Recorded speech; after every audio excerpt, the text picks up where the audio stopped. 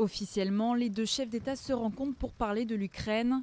Une réunion préparatoire avant un sommet sur la paix auquel participeront le président ukrainien Petro Poroshenko et la chancelière allemande Angela Merkel.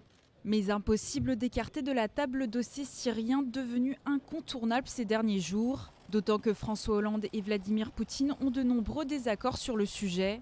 L'aviation russe a effectué ses premiers bombardements mercredi en Syrie.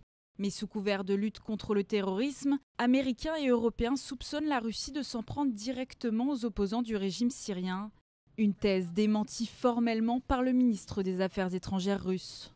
Le ministère russe de la Défense a présenté un rapport complet sur ce qui a été frappé.